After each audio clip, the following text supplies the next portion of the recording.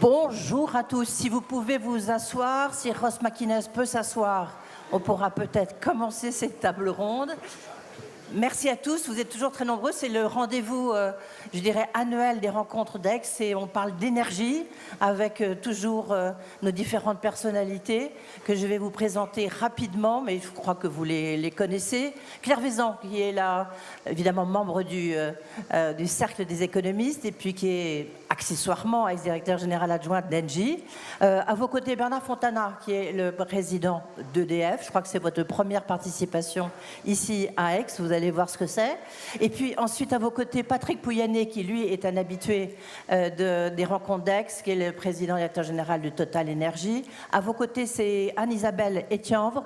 Je crois aussi que c'est votre première participation parce que vous venez d'être nommée administratrice générale du Conseil du CEA, le commissariat pour l'énergie atomique. Et puis à mes côtés, Aymeric Renaud, lui, qui est président, qui est l'industriel de service, hein, j'ai envie de dire, qui est président, directeur général de Schneider, mais pour la France. On ne va pas perdre de temps. Claire Vaison, je vois que vous avez déjà entamé votre conversation avec Bernard Fontana, mais c'est vous qui allez introduire les débats. Et puis ensuite, Bernard Fontana aura la parole. Merci Edwige. Bonjour à tous et toutes. Merci d'être là avant qu'il fasse chaud. Alors j'ai envie de commencer par une question pour vous tous. Quel est le rapport entre le détroit d'Ormuz et la canicule ? C'est pas très compliqué pour ceux qui aiment l'énergie.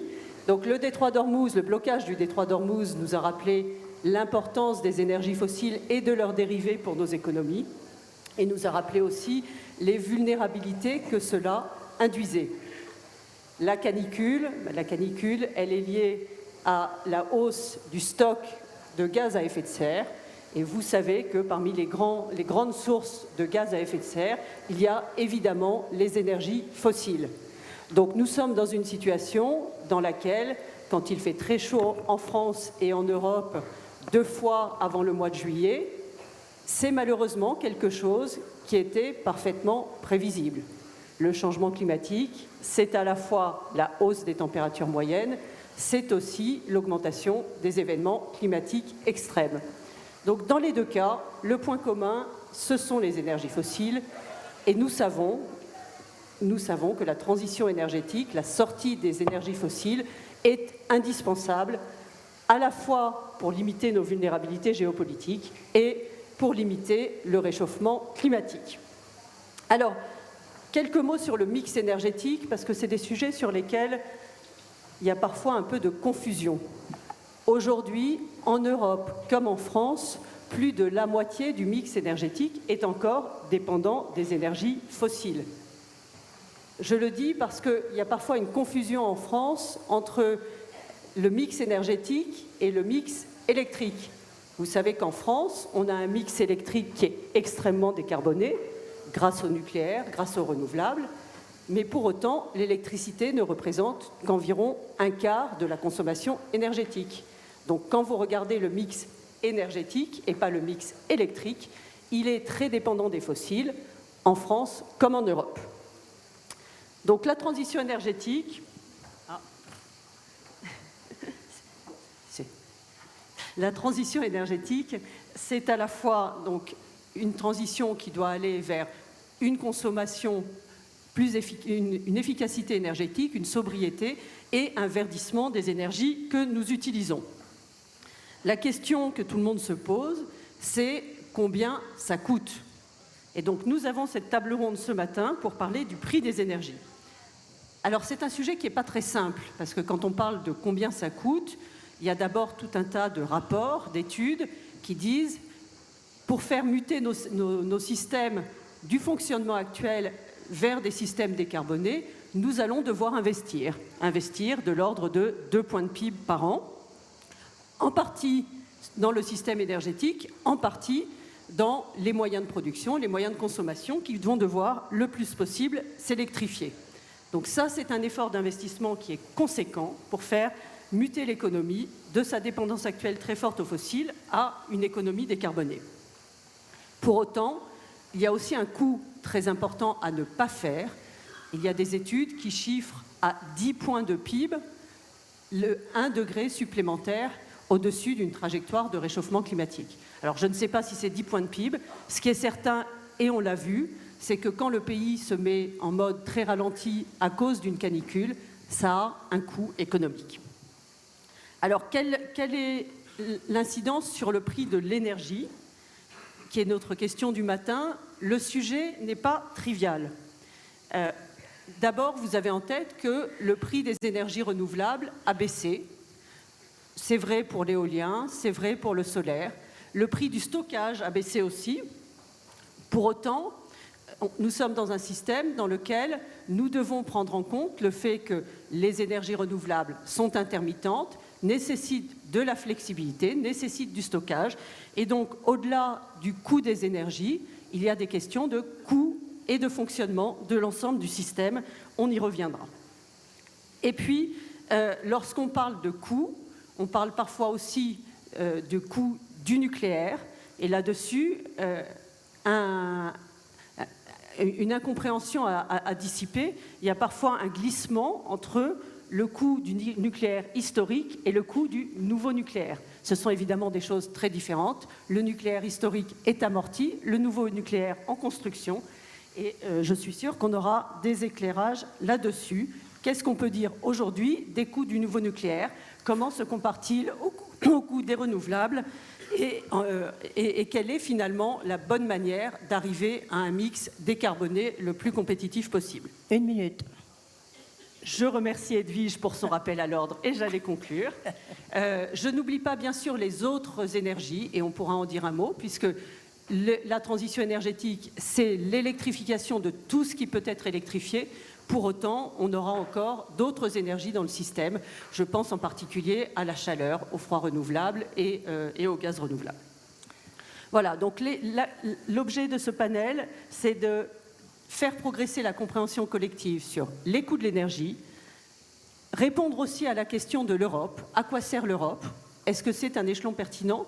Et puis, dernier point, est-ce que tout ceci va nous aider à progresser en souveraineté? Et je suis extrêmement impatiente, Edwige, comme toi, d'entendre l'ensemble de nos panélistes. Merci beaucoup. Je suis désolée, mais c'est aussi, ça fait partie de mon rôle de faire un peu la maîtresse d'école et donc de faire respecter les timings. Bernard Fontana, vous êtes le président directeur général d'EDF, bien sûr. Vous faites partie, vous êtes au cœur de l'équipe de France de l'électrification. On sait qu'il y a des grands plans d'électrification et d'électrification des usages qui ont été lancés par le président Emmanuel Macron et puis par Sébastien Lecornu. La question qu'on peut se poser, elle l'a posée, Claire, c'est de savoir si l'énergie nucléaire, elle va rester aussi basse que possible, surtout avec le nouveau nucléaire. Je voudrais juste vous poser une petite question d'actualité, même si là, on n'est pas encore sous la canicule. Est-ce que toutes les centrales nucléaires, elles marchent aujourd'hui? Celles qui doivent marcher marchent. Hein. C'est pas une réponse, c'est une réponse de Normand. Ça. Non, parce que certaines sont en maintenance, certaines sont en extension de durée de vie. Et hier, il y avait 42 centrales nucléaires qui fonctionnaient. Et nous exportons aussi, nous continuons à exporter. Et au cœur de la canicule, nous exportions 12 gigawatts. Alors, il y a les centrales, mais pas que. Mais ces centrales, elles amènent surtout de la disponibilité quand il n'y a pas de soleil, quand il n'y a pas de vent. Et au cœur de la canicule, dans les pays où il y avait cet anticyclone, il n'y avait pas beaucoup de vent. Et la nuit, on était très contents de trouver de l'énergie qui soit pilotable. Alors, vous avez raison, ma question était mal posée, donc je vais la reposer. Est-ce qu'à cause de la canicule, vous avez été obligé d'arrêter certaines centrales? Oui, vous en avez dû en arrêter 2-3. Est-ce que ça y est, maintenant, elles remarchent? Oui, elles tournent. Toutes? On les a arrêtées, pourquoi? Parce que quand vous avez l'eau d'une rivière qui est par exemple à 28 degrés, et on n'a pas le droit de la rejeter à plus de 28 degrés, nous, l'eau serait à 35 degrés, ça nous irait très bien. Et donc, on baisse la production, voire même on l'arrête. Et ça fait partie du plan qu'on a d'adaptation de nos centrales nucléaires, parce que vous prenez l'eau, vous la mettez dans l'aéroréfrigérant, vous avez un petit peu de liquide de purge qui sort, et c'est facile de le refroidir. Et maintenant, il faudra nous dire à combien vous voulez qu'on le remette dans la rivière. Donc ça, c'est notre programme d'adaptation au changement climatique, qui est vrai pour nos centrales nucléaires, mais pas que, parce qu'il y a aussi des dispositions à prendre sur l'ensemble du parc qui produit de l'électricité. Donc c'est quelque chose qui a été engagé, nous avons communiqué dessus, et nous le faisons étape par étape pour avoir cette résilience. Alors aujourd'hui, c'est 0,3% de notre production qui est impactée par ces phénomènes. Ça pourrait monter à 1,5%, mais nous sommes très conscients de l'impact. Nos concitoyens ont besoin d'avoir une confiance totale dans notre capacité à produire, même dans ces circonstances-là. Et bien sûr, c'est ce que nous mettons en place.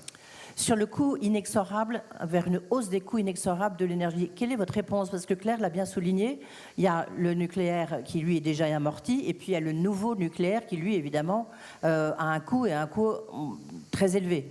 Est-ce que vous pouvez peut-être répondre à cette question?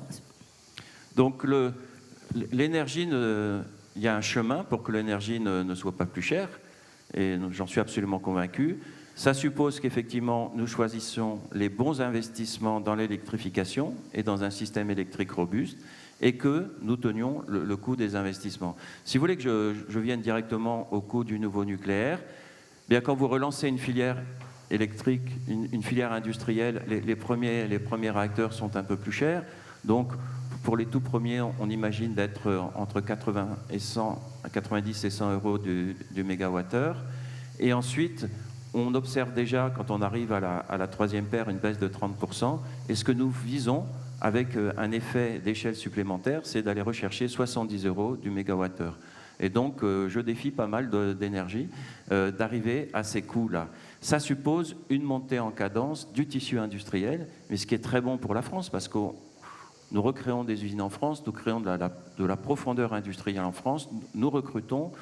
Le secteur nucléaire recrute 100 000 personnes et nous créons de la valeur en France. Alors, effectivement, il faut faire les bons investissements d'électrification et on voit que c'est efficace. Dans la mobilité, dans le bâtiment, dans l'industrie, vous pouvez aller chercher des facteurs 2, des facteurs 3 d'efficacité énergétique quand vous électrifiez. Et charge à nous, effectivement, d'accompagner cela. Alors, le nucléaire, il n'y a pas que le nouveau nucléaire. On investit pour augmenter la durée de vie du parc existant. Et je pense que 20 ans de plus, on va aller les chercher. On augmente la puissance là où c'est possible. Par exemple, vous mettez une turbine un peu plus puissante sans changer le reste. Vous pouvez aller chercher 50 mégawatts par équipement. Et par exemple, nous avons encore 13 réacteurs 900 mégawatts à équiper. Et en plus, c'est des commandes qu'on passe à l'usine de Belfort. C'est du plan de charge pour la France. Donc, c'est des choses que nous faisons. Il y a l'adaptation pour aller chercher les quelques pourcents d'activité où nous devons lever le pied dans des circonstances comme les grandes chaleurs. Nous investissons aussi dans l'hydroélectricité. Il ne faut pas oublier, hein. Nous sommes un pays issu de l'hydroélectricité et grâce à la loi qui a été votée, nous avons la possibilité de reprendre des investissements et ces investissements donnent une très grande stabilité au système. Et bien sûr, nous continuons aussi à investir dans les renouvelables en dosant aussi quand même nos investissements parce que il faut pas, j'entends souvent parler du prix de l'électron, etc. Mais l'électron, il y a deux choses. Il y a un prix, mais dans un système électrique, il doit être en permanence équilibré, il doit avoir la bonne fréquence et la bonne puissance. Et toutes les énergies ne donnent pas ces attributs au système électrique. Donc il faut garder une capacité à maîtriser, parce que les lois de la physique s'appliquent, il faut équilibrer l'offre, la demande, la fréquence et la puissance. Et ça, le nucléaire, l'hydroélectricité y contribue. Merci beaucoup Bernard Fontana. Une toute dernière question, juste. Le coût des nouveaux EPR, c'est combien, in fine, la facture pour les 6 premiers et les 8 suivants? Bien, pour les 6 premiers, on a annoncé 72,8 milliards d'euros en effet 2020. Alors pourquoi on parle en 2020? C'est pour que les gens puissent se reconnaître dans les différents chiffres qui montent. Et c'est des chiffres que et vous vous y tenez, En 2026, vous vous y tenez? Pardon? Ça restera 72 milliards la facture? Bien sûr. D'accord. Non, mais ça n'a pas toujours été le cas. C'est pour ça que je me permets de... Ce à quoi on travaille, c'est garantir ça, mais nous avons aussi identifié des opportunités pour améliorer. Et alors, bien sûr, plus on va en faire, plus les effets d'échelle sont favorables. Absolument. Par exemple, c'est déjà moins 30% entre la troisième paire et la première paire. D'accord. Merci beaucoup. On va poursuivre ces discussions.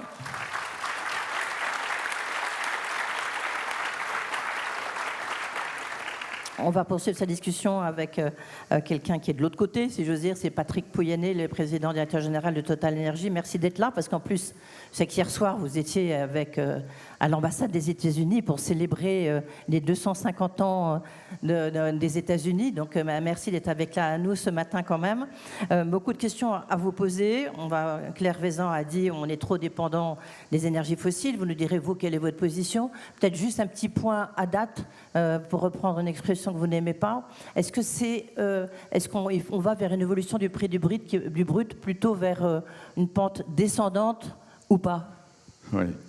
Ouais. Je dois répondre oui officiellement, donc je réponds oui. Non, avant de répondre, juste, je suis ravi d'être parmi vous. Je ne voulais pas rater le rendez-vous. C'est juste que c'est un peu dommage que Jean-Hervé ait décidé d'avancer ça au jeudi, vendredi et pas garder le samedi. Ah, ça c'est dommage, notre présence. Je parle au nom en tant que PDG de Total Energy, parce que pour les patrons, c'est quand même sympa de venir le samedi et le dimanche. C'est plus simple pour nous. Jean-Hervé, c'est pour vous, Jean-Hervé. Je mets une motion aux voix du cercle des économistes. Vous devriez franchement réfléchir, Jean-Hervé, à nous refaire venir les week-ends. Les week-ends, c'était un d'accord. côté sympa, avec son aimait bien. Donc voilà, donc je ne pouvais pas manquer ce rendez-vous, surtout pour parler d'énergie. Bon, où on en est alors vous avez vu que c'est compliqué, hein, finalement, les conséquences d'un blocus.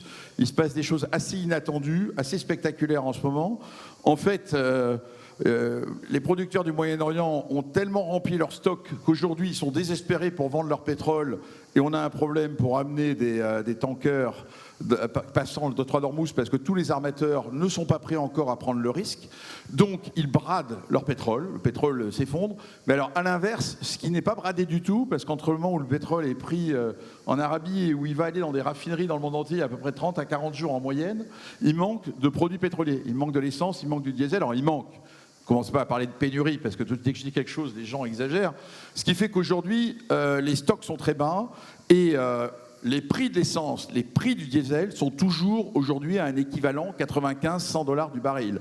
C'est-à-dire qu'on fait la somme du prix du pétrole que vous voyez sur les écrans, on vous dit il baisse, mais pendant ce temps-là, les marges de raffinage augmentent parce que les prix des produits restent élevés. Et ça, pour réguler cette situation, il va falloir quand même 3-4 mois pour arriver à réguler cette année. Donc on est dans une situation assez étonnante. Tout ça, bien sûr, sous réserve, mais ça, je pense que c'est acquis, que les belligérants ne reprennent pas le conflit. Pour revenir sur votre autre question et les propos de Claire, je pense que le débat ne peut pas être posé comme on le fait en voulant opposer les énergies. La question n'est pas de savoir si les renouvelables, c'est mieux que le nucléaire en termes de coût, si c'est mieux que les fossiles. Je vais rebondir quand même. Et si la canicule, au passage, quand même, je suis obligé de contester un peu, puisqu'on est censé parler devant les économistes et la science, le changement climatique est un phénomène global. Global. C'est pas parce que la France va se passer de toute énergie fossile que les canicules ne se continueront pas dans ce pays. Et je voudrais quand même que les gens regardent la réalité en face. La réalité de ce pays, de la planète, c'est qu'il y a plein de pays qui consomment des énergies fossiles, qui en consomment plus d'ailleurs, parce que la demande augmente, qu'on le veuille ou non, et ce n'est pas nous, Français, qui décidons ce que font les autres pays. Donc, il est faux de dire que la canicule disparaîtra si les énergies fossiles disparaissent en France. Je peux vous dire qu'il ne se passera rien du tout. Point. Deuxièmement, il faut, en fait, et pour répondre à la question, il nous faut toutes les énergies. Et je reviens sur cet épisode, d'ailleurs, que vous avez décrit. Bernard Fontana a justement dit, quand il fait très chaud, il y a moins de vent. Mais ça, je peux vous dire, c'est dans tous les modèles météo. En Écosse, vous pouvez oublier le vent, il n'y a plus rien. Donc, les éoliennes baissent. Au passage, quand il fait très chaud, bizarrement, mais les panneaux photovoltaïques perdent en efficacité. Le résultat, et puis quand Bernard doit arrêter 2-3 centrales nucléaires parce qu'il y a un peu de chaleur dans ses rivières, comme il l'a expliqué mieux que moi, mais le résultat, c'est que pendant la canicule, il a fait faire fonctionner les centrales à gaz en France. Alors je veux bien qu'on dise il ne faut plus de fossiles, il ne faut plus de centrales à gaz, mais on était bien content de les avoir durant cet épisode. Tout ça pour dire qu'en fait, on va vers un système plus complexe. Oui, il faut qu'on investisse dans des énergies renouvelables. C'est indispensable, elles sont là. Oui, dans des batteries. Mais comme le dit Bernard, qui alors pour le coup nous a donné une leçon d'électricien en termes de fréquence, etc. Moi, j'en suis pas encore là. À la fin, ce que je constate, c'est que ces énergies intermittentes intrinsèquement moins chères, en fait, il nous faut les intégrer dans un système qui est plus complexe et qui coûte, lui, plus cher. Et en fait, la réponse à votre question, elle est assez simple. C'est qu'en fait, dans le coût de l'énergie, pourquoi il monte? Mais parce qu'on intègre le coût du CO2. pendant des décennies, dans le XXe siècle, en fait, on a fait fonctionner l'économie mondiale, tous collectivement. On a fondé la mondialisation sans internaliser dans l'énergie le coût du CO2. On a émis les gaz à effet de serre pendant des décennies et on n'a pas payé pour ça. Et qu'est-ce qui se passe aujourd'hui? Eh bien, on se rend compte que si on veut lutter efficacement contre le changement climatique, il faut internaliser le coût du CO2. Ce n'est pas moi qui vais donner un cours d'économie au cercle des économistes, mais je pense que vous le comprenez tous. Et d'ailleurs, en Europe, on lui a donné un prix à ce CO2. Il vaut 80 €, 100 € la tonne. Et on sait qu'il va monter. Donc ces 100 € la tonne qu'on intègre dans le prix de l'énergie fait que oui, inexorablement, le coût de l'énergie monte. Et la différence aujourd'hui entre l'Europe et le reste du monde, quand on parle de compétitivité et de souveraineté, c'est que nous sommes les seuls aujourd'hui à avoir un vrai prix du CO2. Et que les autres pays du monde, y compris les États-Unis, alors je mets la Californie à part, y compris la Chine, parce qu'ils ont mis un prix du CO2, mais qui était à 10 € la tonne pour l'instant, très faible. En fait, l'Europe est en avance sur cette internalisation du prix du CO2 dans son coût de l'énergie. Et donc, de ce point de vue-là, nous sommes peut-être trop en avance. C'est une question, mais je ne veux pas, parce qu'en même temps, en tant qu'investisseur dans les énergies renouvelables, je sais très bien que je prône un prix du CO2. Mais la différence, elle est là. Donc, vers un coût inexorable du coût de l'énergie, oui. Et c'est matérialisé par le prix du CO2. Et la question pour nous, Français, pour nous, Européens, c'est acceptons-nous d'être en avance par rapport aux autres, pas au risque, en étant certain que si on ne convainc pas le reste du monde de nous rejoindre, et de ce point de vue-là, l'accord de Paris n'a pas entraîné ce mouvement-là, et l'Europe n'a pas réussi à convaincre notamment le grand pays que sont les États-Unis, si on ne met pas un coup sur le CO2, ben oui, on est désynchronisé et notre coût de l'énergie est plus bas. Donc voilà ce que je veux dire. Donc il y a un problème d'internalisation du coût CO2, enfin un problème non, il faut l'internaliser, et deuxièmement, le système énergétique que nous construisons est fondamentalement plus complexe qu'un système qui était assez simple, avec des énergies assez efficaces, mais nocives d'un point de vue changement climatique, qui était le pétrole, etc. Donc cette transition, elle a un coût. Et ce qui me frappe, la crise, alors pour le coup, du détroit d'Ormuz, tout d'un coup, Total Energy est redevenu le pétrolier de France.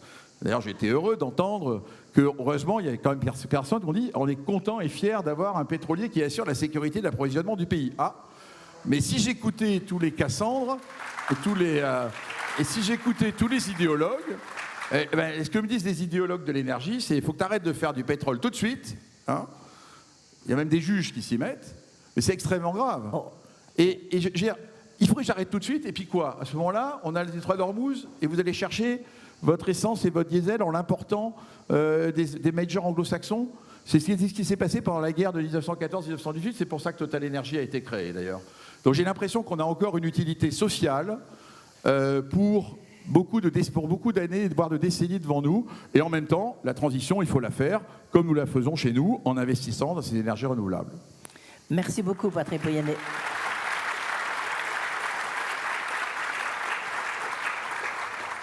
On parlera du rôle de l'Europe ensuite. On va continuer notre tour de piste. Juste le quoi qu'il en coûte à la mode Total Énergie, c'est terminé là Pas du tout. Ah bon. C'est pas terminé. Pourquoi ça serait terminé? Pas du tout. Je me suis engagé à maintenir des plafonnements tant que le conflit ne serait pas fini. Il se trouve qu'il n'est pas totalement fini. Il se trouve qu'on a vu les prix refluer et que sans que nous intervenions, le diesel et l'essence sont en dessous de notre 1,99 € dont j'ai fait un marqueur et auquel tous les Français sont très attachés. Maintenant, ils sont contents. Ils ont vu qu'il y avait une entreprise. D'ailleurs, je pense qu'on a fait là preuve d'une grande responsabilité sociale dans ce comportement. On a mis la théorie de l'ESG en pratique en pensant d'abord à nos clients. Et je pense que les 35 000 salariés de Total Energy en sont extrêmement fiers de ce qu'on a fait, les Français reconnaissants. Donc ça continue. Ça continue. Alors simplement, et ça continue où? On a été précis. Pourquoi on a été précis? C'est qu'aujourd'hui, dans les stations rurales ont des volumes de consommation très faibles. Elles ont approvisionné des stocks quand le prix était très élevé. Donc aujourd'hui, vous devriez trouver en gros 1,90 € dans les villes et 2,20 €, 2,30 € dans les stations rurales. Donc on a dit, on applique le plafonnement maintenu pour toutes les stations rurales. C'est pas des gros volumes, mais il y a beaucoup de Français qui vont dans ces 1200 stations. Et puis on a fait un autre geste, parce que les Français vont tous rouler pendant les week-ends, les grandes transhumances du mois de juillet et août, on a dit que même sur autoroute, et je peux vous dire que l'opération sur autoroute coûte cher, on met un 89. Je fasse un peu de pub quand même pour Total Energy. Bah oui, là, mais oui, mais justement, un peu, mais pas trop. Un peu, mais pas trop. Si, un peu et beaucoup, voilà. Merci beaucoup Patrick Pouyanné. Anne-Isabelle Etienne, pas facile de prendre le relais après Bernard Fontana et Patrick Pouyanné. En plus, vous, sur la question du prix, donc le CEA, évidemment, vous réfléchissez plutôt à l'énergie de demain. Notamment, vous nous direz peut-être un mot sur la fusion nucléaire. On sait que ça avance beaucoup du côté des États-Unis, un peu ici aussi en France. Peut-être, est-ce que vous avez l'énergie de demain qui permettra que cette hausse inexorable vers le coût de l'énergie ne se passe pas? Merci beaucoup. Alors en effet, le CEA est positionné évidemment davantage sur la R&D et l'innovation, mais qui est indispensable, qui est une brique absolument indispensable aussi pour le coût de l'énergie aujourd'hui.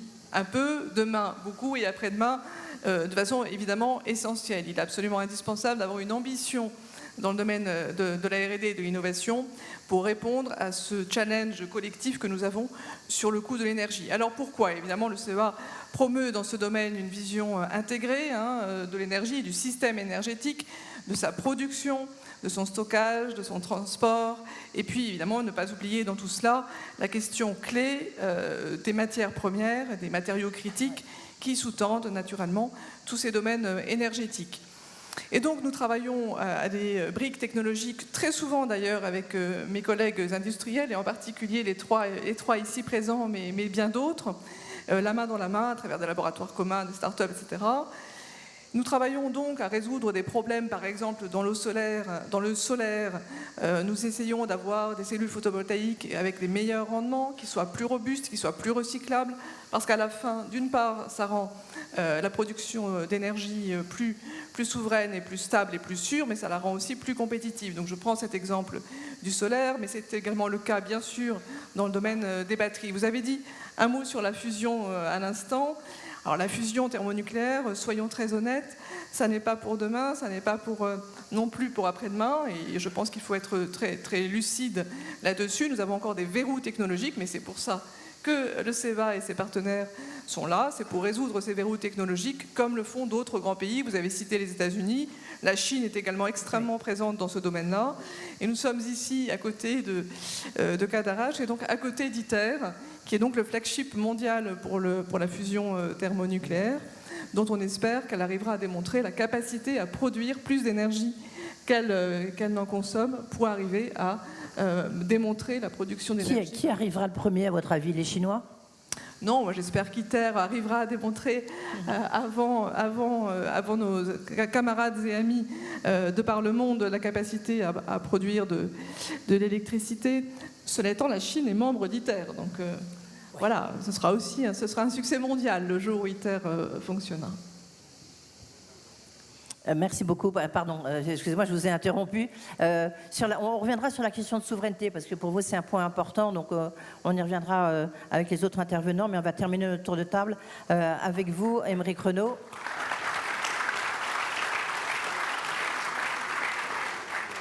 Alors, vous êtes industriel, entre guillemets, service, parce que les autres le sont, évidemment. Mais vous êtes le patron de Schneider pour la France. Est-ce que pour vous, vous travaillez beaucoup évidemment sur tout ce qui est, vous êtes le leader de matériel électrique. Est-ce que pour vous, cette question, est-ce que la stratégie de Schneider est basée justement sur l'évolution du coût de l'énergie et inexorable hausse du coût de l'énergie? Alors déjà, en premier lieu, quand on parle d'énergie, on parle du coût de l'énergie comme si c'était juste un prix. C'est surtout une conséquence, le coût pour une entreprise, pour un industriel.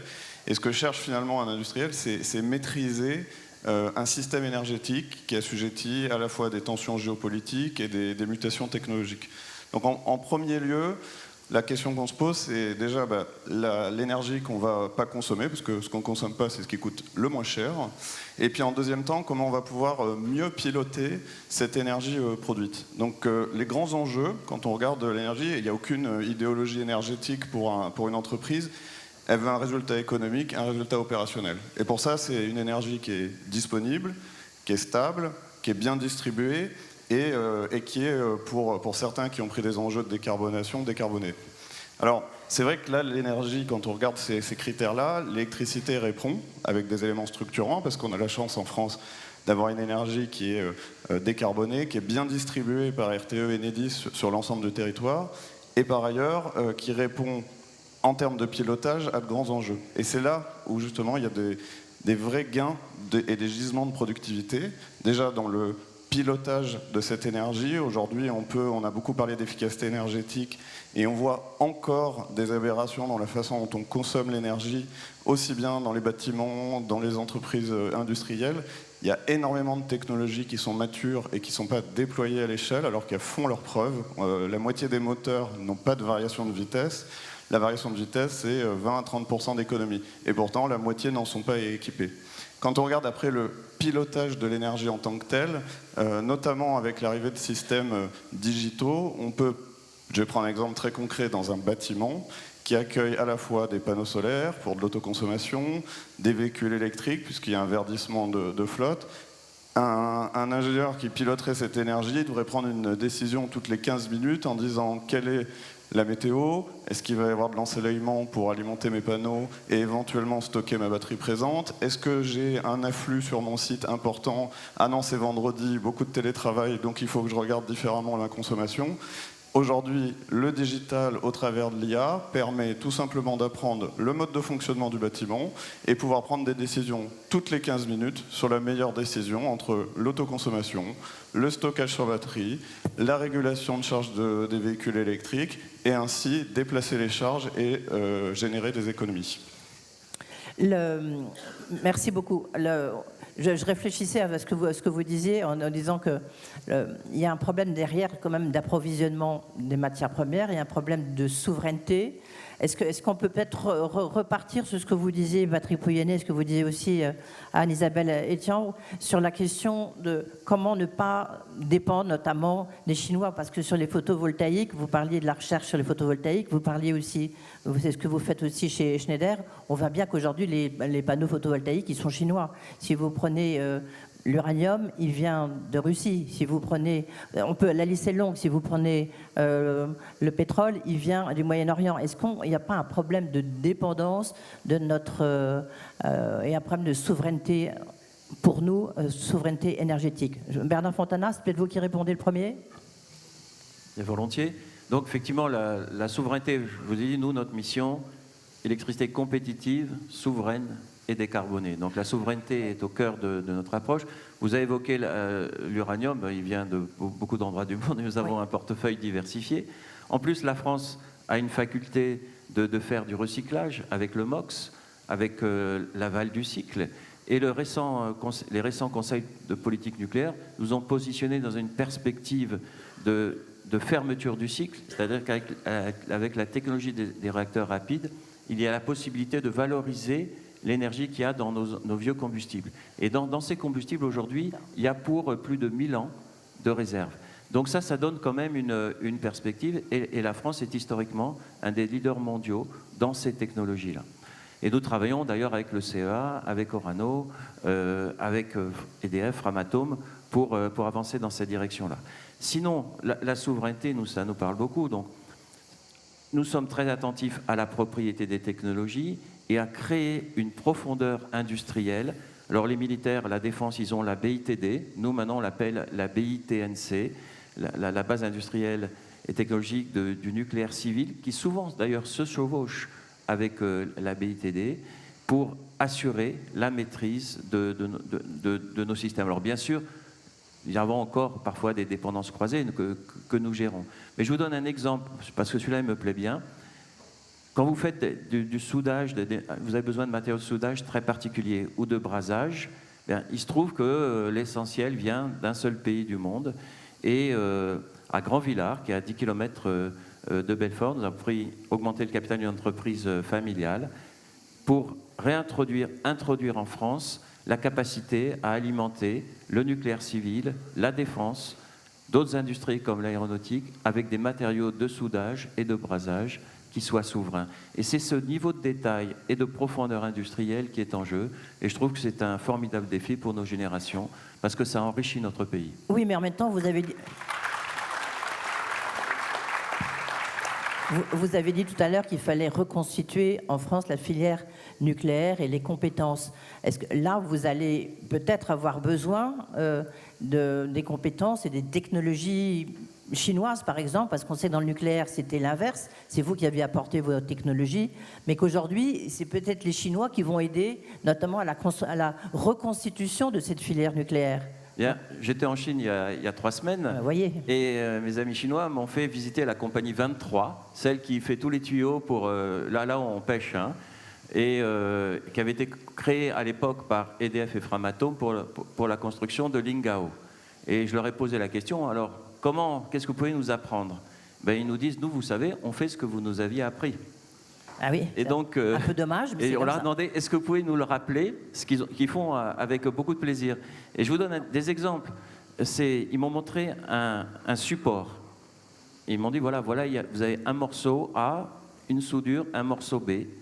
Vous, quand vous n'anticipez pas tout ça, vous sous-traitez le morceau A à une entreprise, vous sous-traitez le morceau B à une autre entreprise, vous mettez 2 ans pour les mettre ensemble et vous soudez ça de façon compliquée dans la centrale nucléaire. Nous, vous voyez, en 1 semaine, on l'a fait et donc on a pu prendre une photo. Et donc, l'aide qu'ils nous apportent, elle est méthodologique et ils le font avec plaisir, mais ça ne crée pas une dépendance. Mais c'est ça qui on voit que les enjeux sont à notre portée et il faut aller les chercher. Merci beaucoup. Patrick Pouyanné, comment vous répondez à cette question? Non mais la souveraineté, d'abord, je pense qu'il faut... je suis un peu inquiet du débat qui s'instaure. C'est pas le repli sur soi et croire qu'on va tout régler tout seul en France. Je pense qu'on est dans un monde ouvert, donc la souveraineté, il faut le voir comme se mettre en situation dans un écosystème énergétique de diversifier et de répondre aux besoins des Français. C'est ça l'objectif, au moindre coût. Et la vraie notion, c'est ne pas faire d'hyperdépendance. L'hyperdépendance au gaz russe était une erreur. L'hyperdépendance aux panneaux solaires chinois est une erreur, parce qu'on les voit de temps en temps monter les prix, on est là. Donc ce qu'il faut en se tirer, c'est pas croire qu'on va réinternaliser tout. Il ne faut pas croire qu'on va remettre toutes les filières sur notre pays. Ça, c'est pas possible, ça serait une erreur. Et pour faire cela, le pays a de la chance. Le pays a de la chance d'avoir, parce que nos prédécesseurs, nos ancêtres, ils ont créé une industrie énergétique majeure. Vous avez dans ce pays, parmi les plus grandes entreprises au monde, que ce soit EDF dans le nucléaire, Engie dans le gaz, Total Energy dans le pétrole, ce sont des atouts. Schneider est une des plus grandes entreprises dans le matériel électrique, et le CEA, probablement, des plus grands centres de recherche. Tout ça a été créé dans les années 70 par des gens qui avaient la vision de cette souveraineté. Ce qu'il ne faut surtout pas faire, c'est dans le débat français qui commence à me fatiguer, c'est avoir un débat consistant à s'attaquer les uns les autres. Ça n'a absolument aucun sens. Les inquisiteurs fiscaux qui expliquent que le but, c'est d'appauvrir les boîtes françaises, parce que ça se passe en France, et de piquer dans la poche des boîtes françaises, alors que la bataille, elle ne se passe pas en France, elle se passe à l'extérieur de la France, elle se passe dans le monde, et qu'on a besoin de nos forces pour pouvoir fournir cette énergie la plus abordable possible, c'est ça le débat. Alors après, il faut diversifier. Moi, en matière de panneaux solaires, puisqu'on investit beaucoup, on a développé maintenant une filière indienne, en parallèle à la filière chinoise, et nous approvisionnons 30% de nos panneaux solaires sont indiens. Après, on peut faire ce qu'ont fait les Américains. Ça, c'est une question pour l'Europe. Les Américains ont dit, il y a une taxe à l'entrée des panneaux solaires chinois. En Europe, je vous rappelle que quand on a voulu développer une filière solaire photovoltaïque, on n'a pas osé aller à la taxe. Pourquoi? Parce qu'on a dit le plus important, c'est le coût pour le client. Il y a des choix à faire à un moment, mais le problème, c'est qu'on fait des choix et qu'on revient sur les choix.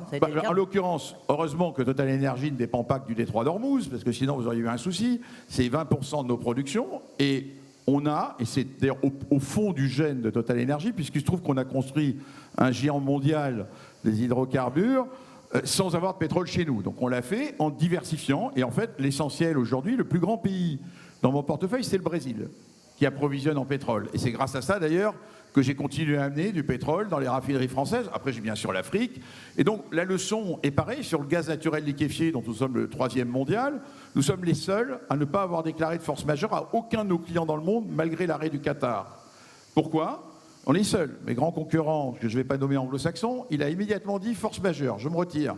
Pourquoi? Parce que notre portefeuille fait que le Qatar, oui, c'est gros, mais c'est que 10%. Et donc, on a réussi à continuer à approvisionner nos clients, notamment en Asie ou en Europe, en amenant du gaz naturel liquéfié de plusieurs autres usines en dehors du Golfe. Et c'est pour ça qu'on développe aujourd'hui le Mozambique, parce qu'il y a d'énormes ressources, etc., pour diversifier. Donc, le point clé, il est là, c'est diversifier. Et honnêtement, en matière de souveraineté énergétique, la France a de la chance. Alors, arrêtons de nous critiquer les uns les autres, arrêtons, et plutôt, l'équipe de France doit fonctionner.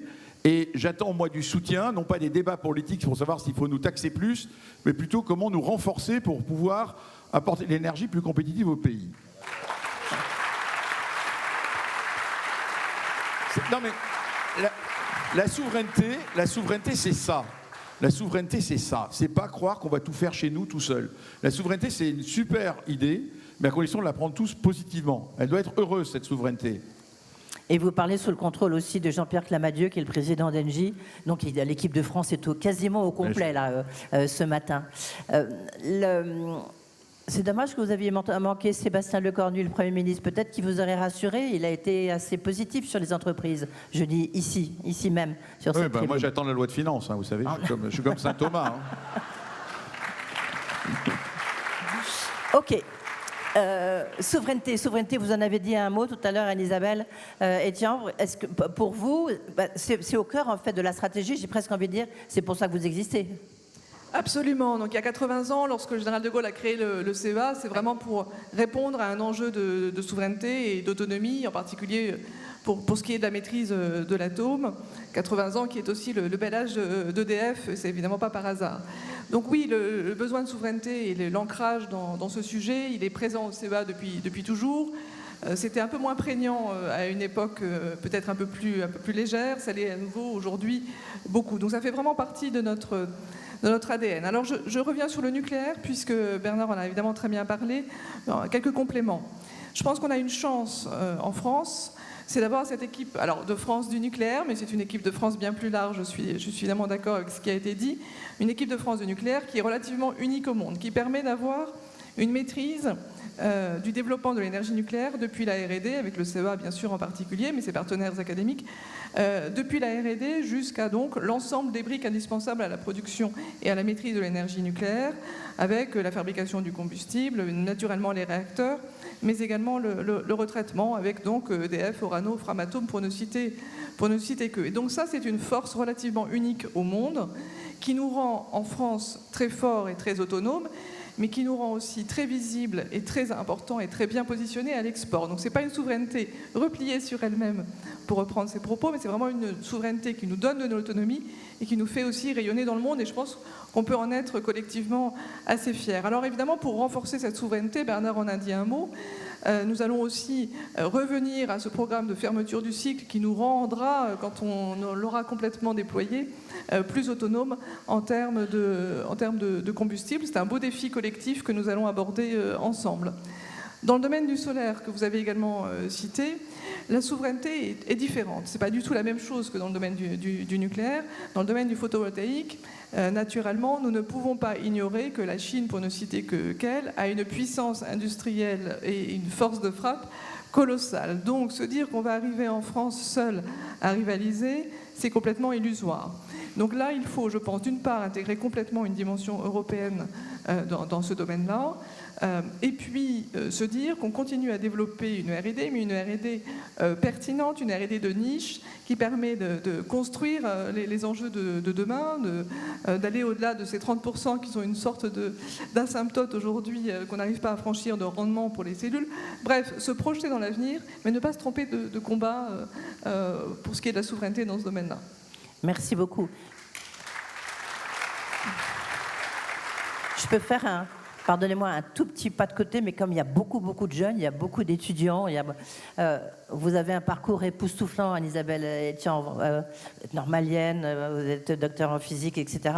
Il y a très peu de femmes ingénieures. Qu'est-ce que vous pouvez leur dire pour les convaincre d'aller justement dans des filières du nucléaire, les filières de la recherche? Qu'est-ce qu'il faut leur dire?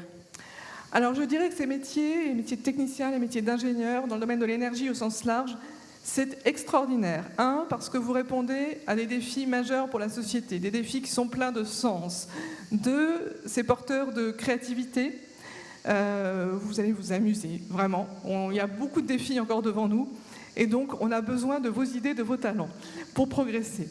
Et 3, c'est un domaine très ouvert sur le monde. Et donc, vous allez côtoyer des talents du monde entier et donc vous enrichir continuellement. Voilà. Donc, osez rejoindre les talents de l'énergie. Voilà.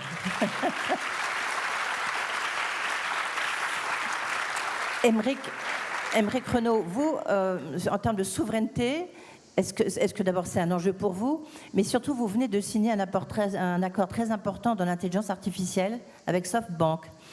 Est-ce que la souveraineté peut inclure des accords avec justement une IA américaine, une IA indienne, une IA japonaise?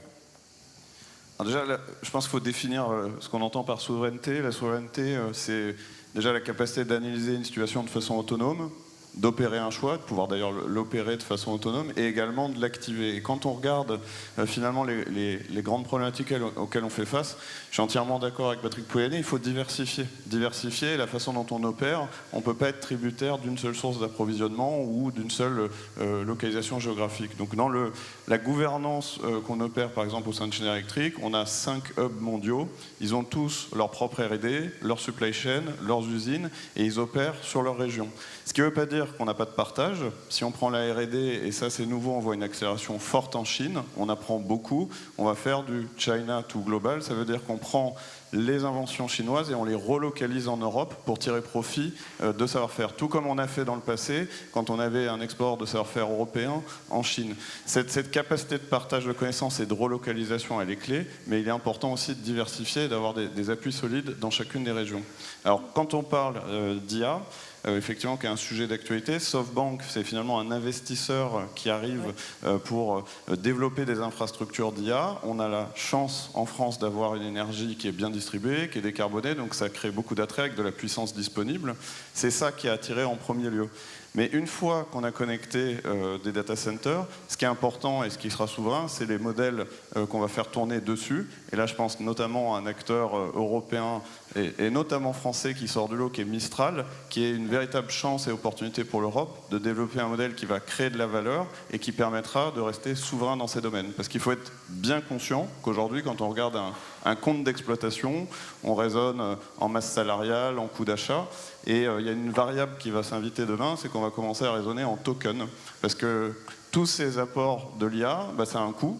Et ça va rentrer dans le compte d'exploitation. Donc si on maîtrise ces coûts, parce qu'on en a une production européenne et une création de valeur en Europe, ça sera évidemment un atout pour la souveraineté.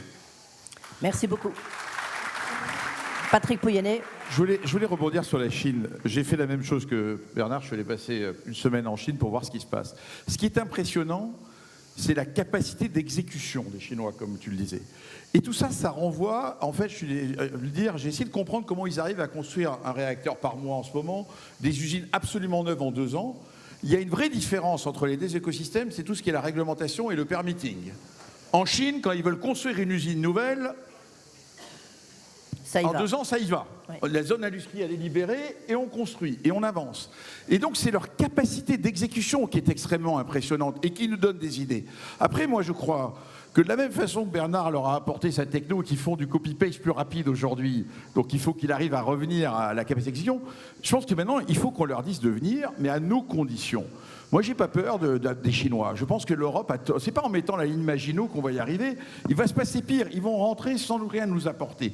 Ce qu'il faut, c'est mettre maintenant des conditions. Quand vous voulez faire des joint ventures en Chine, moi, on m'a expliqué que je devais être 51-49, apporter ma techno, la partager et en avant, avec dans des domaines sensibles une difficulté.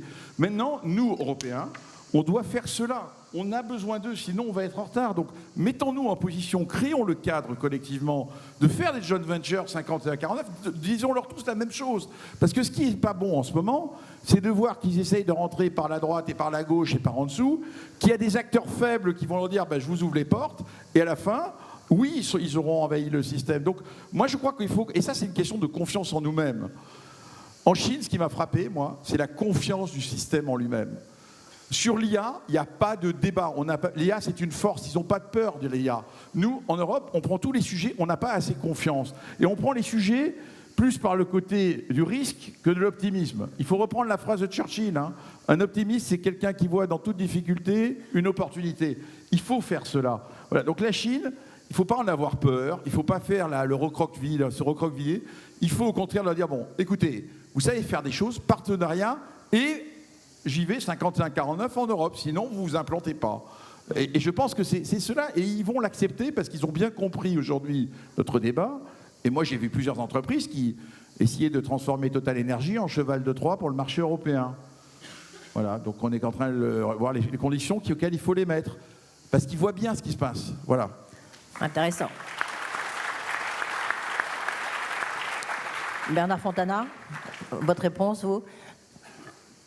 Sur L'attitude à avoir par rapport justement au transfert de technologie aux Chinois et la souveraineté.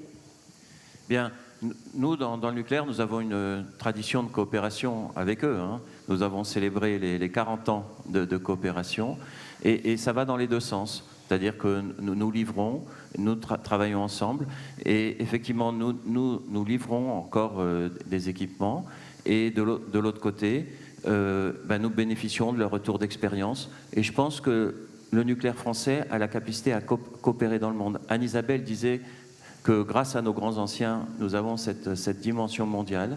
Elle existe, les gens se connaissent et il faut travailler à entretenir les connaissances entre les personnes. Juste un point, je rebondis sur l'IA parce qu'on n'en a quasiment pas parlé. Chez EDF, l'intelligence artificielle, ça va changer beaucoup de choses ou pas? On peut imaginer peut-être justement dans la construction des EPR. C'est un grand sujet parce que déjà l'IA est un consommateur via les data centers d'électricité.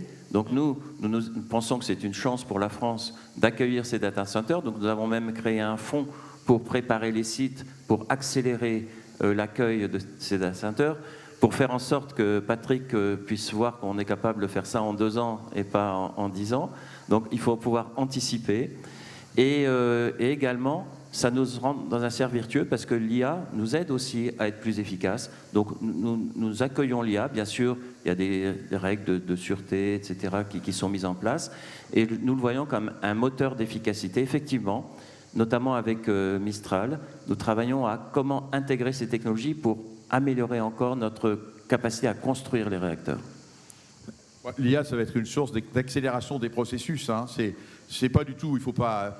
Le débat comme quoi, c'est pas un problème de coût, c'est un problème d'être plus efficace pour, par exemple, concevoir... Moi, ce que je vois aujourd'hui, c'est que dans notre domaine, quand on veut concevoir des centrales solaires, on est capable de tester 20 configurations différentes avec les machines, là où l'être humain, il devait faire 20 fois la suite. Donc on va beaucoup plus vite et on peut optimiser les équipements qu'on met en œuvre et que Schneider nous vend. Après, on peut lui dire qu'il doit être un peu moins cher, tu vois, grâce à ça. Non, mais l'IA, c'est objectivement une super opération. Il faut le voir tout à fait positivement. Ça va augmenter l'être humain. Ça va nous faire capable de faire plus. C'est pas l'objet. Et donc, après, simplement, entre le discours à la mode, j'étais plutôt content qu'on n'en parle pas trop ce matin parce que c'est la tarte à la crème. Vous savez, il y a 5 ans, c'était l'hydrogène, maintenant c'est l'IA, 3 ans, je sais pas quoi. Non, mais il faut pas rêver. Tout ça, c'est quand même des technologies qui naissent, qui se développent, qui se déploient. Et donc, on en est encore, honnêtement, je devrais dire, non, on a déjà l'IA partout chez Total Energy. Non, la vérité, c'est qu'on appréhende et qu'une boîte comme Mistral, avec qui on coopère, c'est très bien. Parce que là, ça me règle mon problème de souveraineté, de ne pas donner toutes mes données à des anglo-saxons, à des alliés qui pourraient devenir des concurrents. Donc je pense que c'est bien, mais il faut qu'on multiplie ces initiatives européennes dans l'IA. Merci beaucoup. Je crois qu'on arrive au terme de cette table ronde, malheureusement. Oui, c'est dommage, hein. Ça ne fait que commencer, surtout avec vous. Je voudrais dire un dernier mot sur le domaine, parce que désolé, puis je ne parlerai plus. Mais c'est pour forcer Jean-Laurent à prévoir un peu plus de temps pour les tables rondes. Oui. Non, j'ai parlé de prix du carbone. Je voudrais boucler, j'ai parlé de prix du carbone. J'ai dit que l'Europe a raison d'avoir un prix du carbone élevé. Oui. La boucle pour le prix de l'énergie pour la compétitivité, c'est qu'il faut que, lorsqu'on prélève l'ETS, la taxe sur le CO2 en Europe, elle doit servir à réinvestir dans les industries pour les décarboner. C'est ça le combat qu'on doit mener à Bruxelles. C'est pas baisser le prix du CO2. Ça serait une erreur. On a besoin d'un analyse prix du CO2. Ce CO2 doit être réinvesti et redonné aux industriels et aux particuliers d'ailleurs, pour décarboner, pour investir dans les efficacités énergétiques. C'est ça la boucle qui nous manque en Europe. À ce moment-là, on règle le problème de compétitivité. Si je vous prends de l'argent aux émetteurs et je suis vertueux, je vous permets de baisser vos émissions, là, on retrouve compétitivité. C'est extrêmement important. Et ce débat, il faut absolument qu'on arrive à le mener à Bruxelles. Bernard Lafontaine, rapidement, un mot, je suis désolée. Très brièvement, donc, ça a été évoqué, il faut avoir un regard, il y a un chemin qui nous permet d'avancer de façon compétitive, il faut regarder le coût complet du système et pas juste un bout. Ouais. C'est ça, ça a été, pour moi, c'est quelque chose de très puissant. Deuxièmement, il faut intégrer les lois de la physique. On peut faire un décret qui dit que la pomme ne tombe pas, mais depuis Newton, elle tombe. Et donc, dans l'électricité, il y a les lois de la physique. Et il faut que les systèmes soient équilibrés, qu'on respecte la fréquence, qu'on respecte la puissance. Sinon, vous avez des blackouts qui vous arrivent du sud, bientôt de l'est, etc.